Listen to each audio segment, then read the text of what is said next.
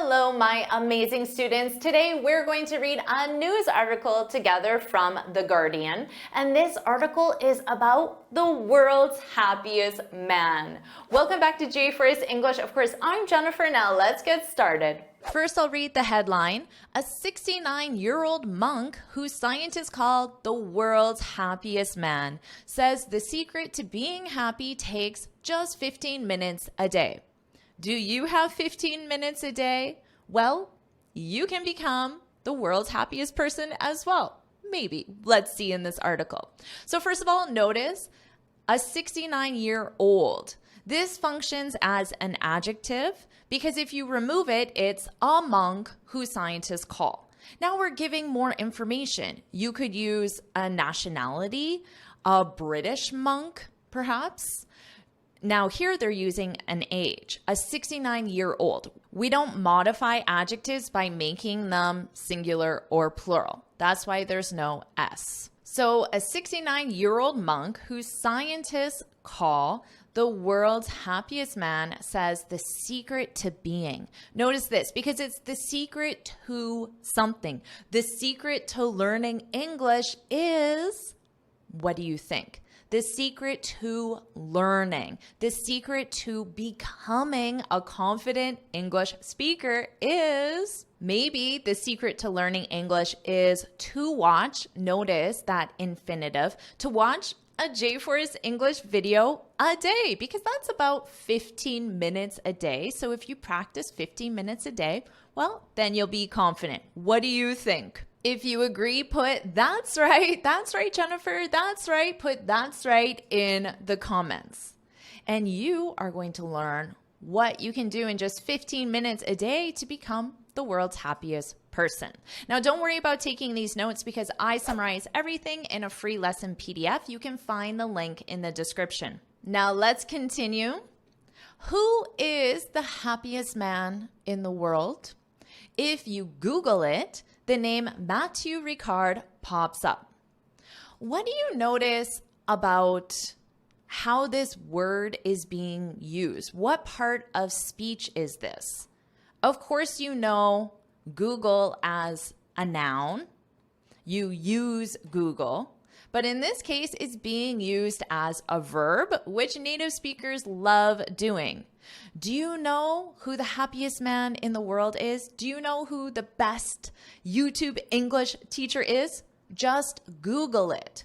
Google it. So I'm using that as a verb in the imperative. Now, if you use Google as the noun, you would say just look up, and here your verb is to look up, the phrasal verb. Just look up the answer on Google. Now remember, Google is being used as a verb, so in the past simple, you would need that ed. I Googled it. I searched for the answer on Google. You can look up information on Google. You can search for information on Google. Or you can just Google it, which makes you sound like a native speaker.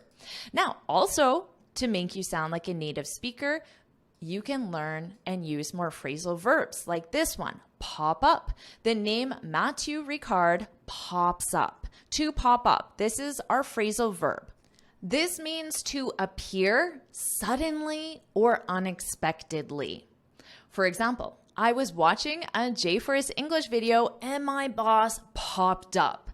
So your boss appeared, but you weren't expecting your boss. And you were doing something you shouldn't have been doing. You should have been working, but instead you were watching my video. Thank you very much. Because remember, this is a verb, so this is in the past simple. My boss popped up. And isn't that always the case? Someone pops up when you least expect them to and when you definitely don't want them to. Let's continue.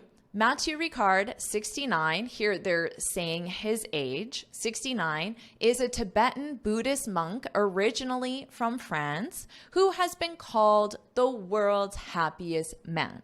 We already know this information. It was summarized in the headline, and they're just stating it in a different way. That's because he participated in a 12-year brain study on meditation and compassion led by a neuroscientist from the University of Wisconsin. Notice this pronunciation, Wisconsin, Wisconsin. Richard Davidson. So this is the neuroscientist who led the 12-year brain study.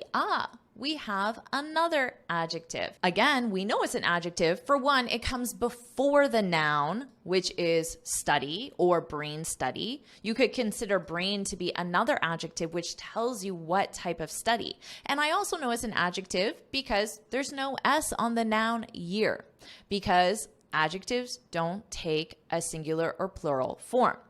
And notice this preposition. When you learn a new word like to participate, you should always learn how to use it in a full sentence because you participate in something. For example, I would love to participate in, because this is something, in the Finally Fluent Academy, which is a course that I offer.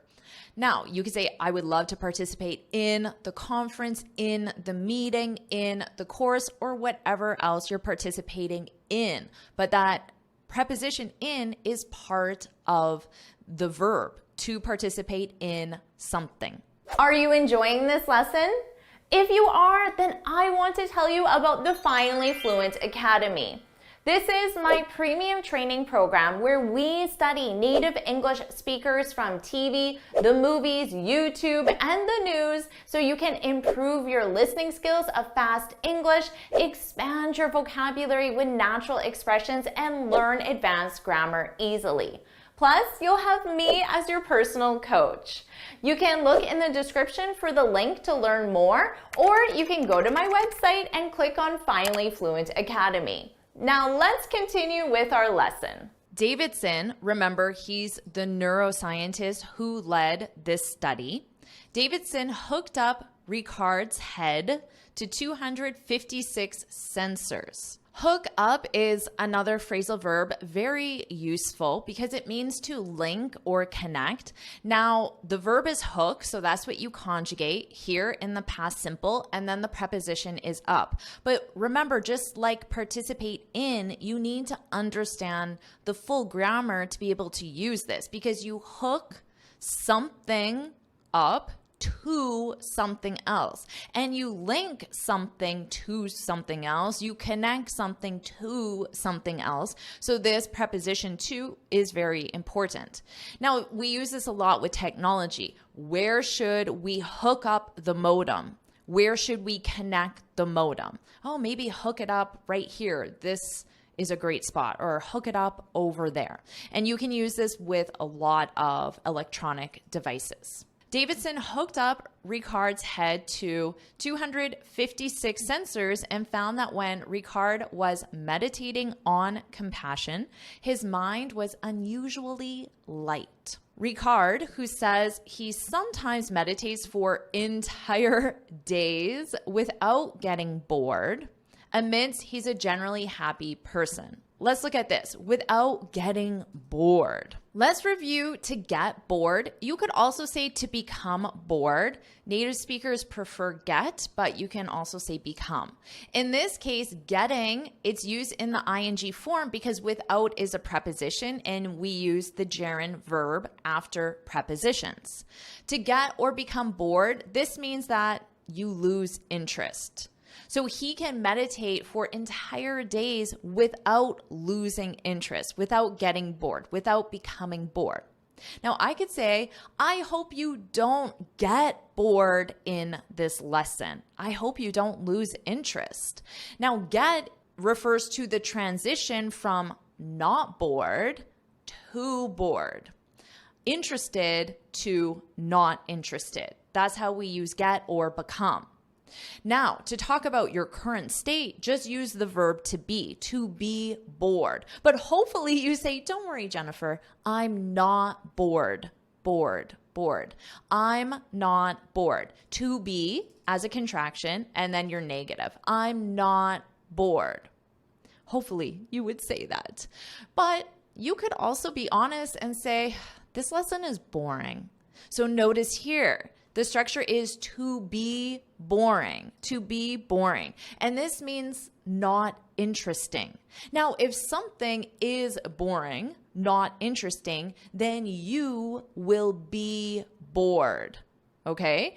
I'm bored. This lesson is boring, so the result, I'm bored. So to be bored describes your current state because something or someone, hopefully not me or my lesson, is boring.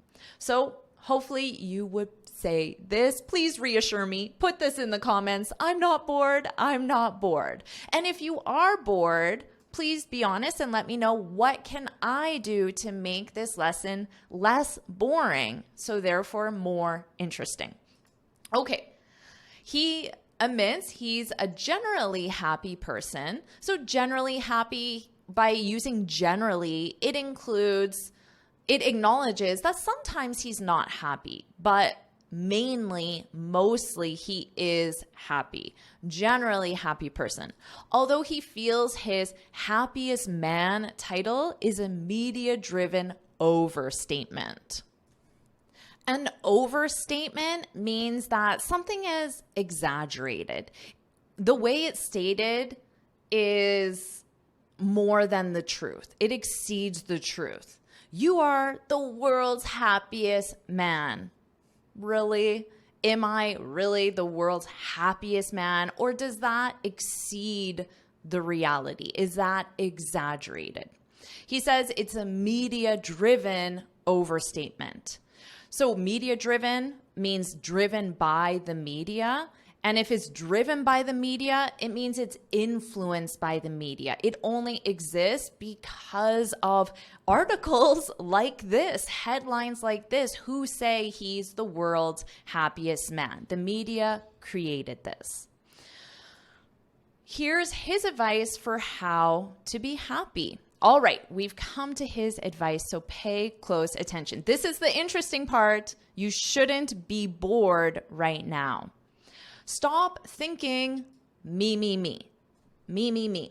Notice how it's me and not I. Stop thinking I, because the subject is I. I want to. I need to. I like this. I don't like this. I'm bored. But the expression in English uses me. Here's how you could use this in a real context, because native speakers do use this.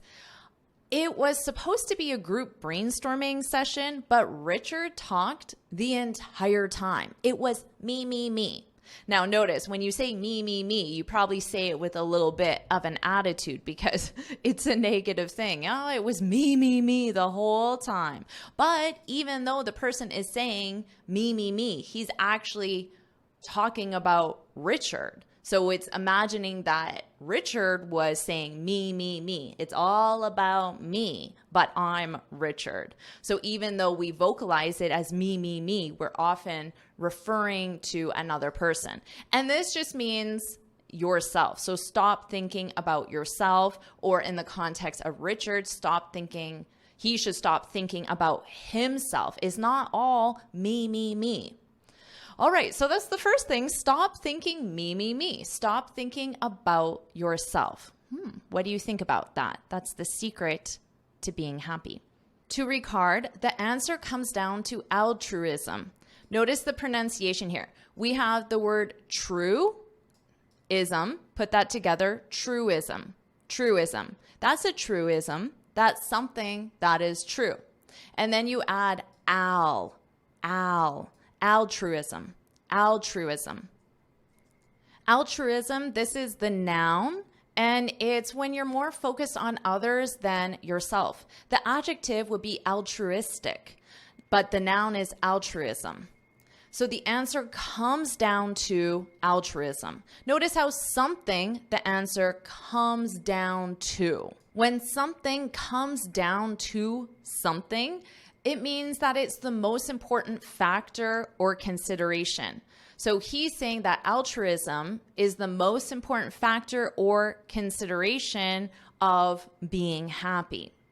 Now, you could say successfully learning English. This is the first something. Successfully learning English comes down to, I have comes because this is conjugated as it or this. So gerund statements are always conjugated as it or this in the singular. This, it, comes down to.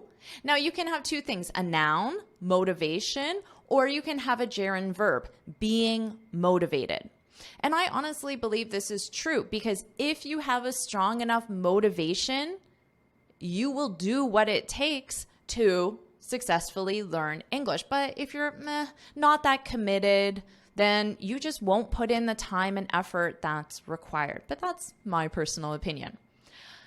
The reason why altruism is so important to happiness, the reason is because thinking about yourself, me, about yourself and how to make things better for yourself all the time is exhausting, stressful, and ultimately leads to unhappiness. Interesting perspective.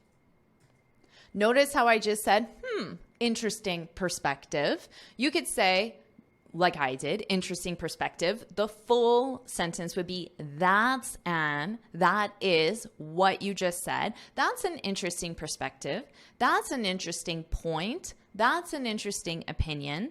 And you can add on or simply say, I've never thought about it like that before. I've never thought about it like that before, which is a very common thing to say when learning, hearing, receiving new information.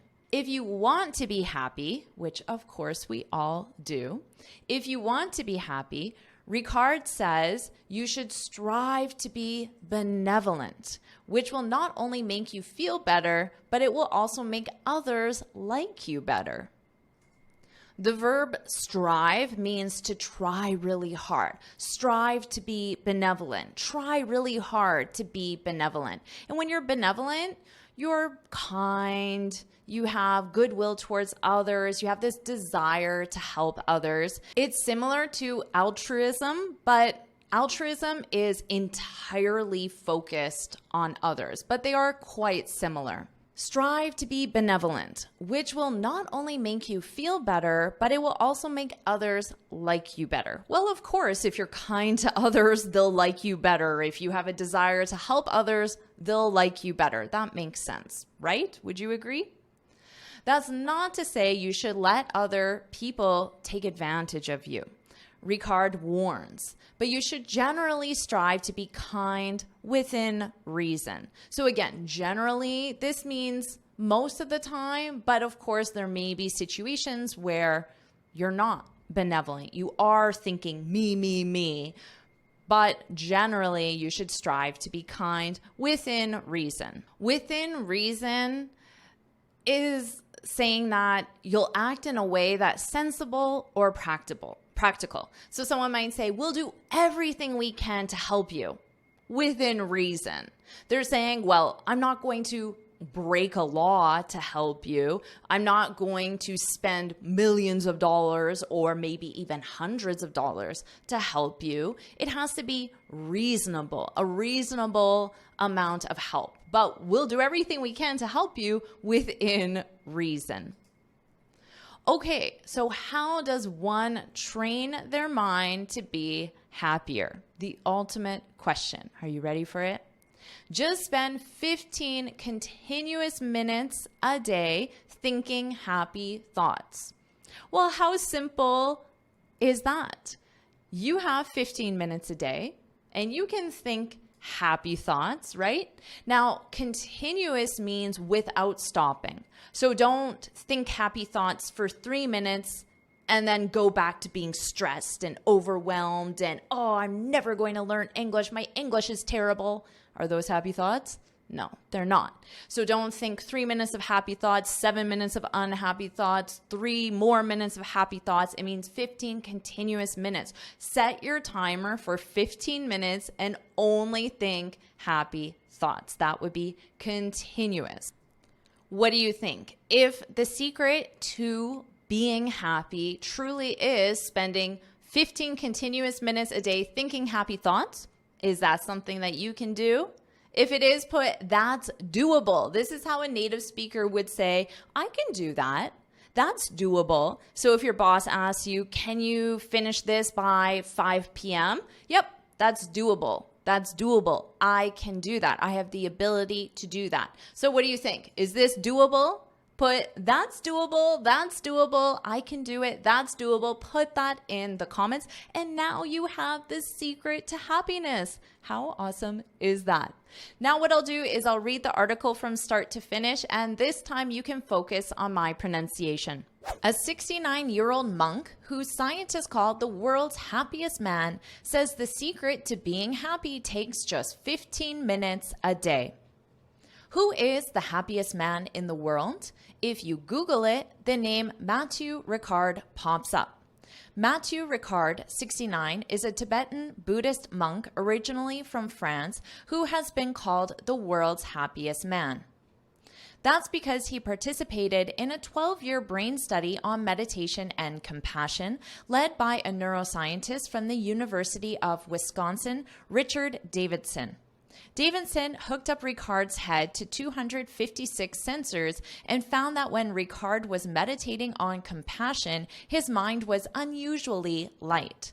Ricard, who says he sometimes meditates for entire days without getting bored, admits he's a generally happy person, although he feels his happiest man title is a media-driven overstatement. Here's his advice for how to be happy. Stop thinking me, me, me. To Ricard, the answer comes down to altruism. The reason is because thinking about yourself and how to make things better for yourself all the time is exhausting, stressful, and ultimately leads to unhappiness.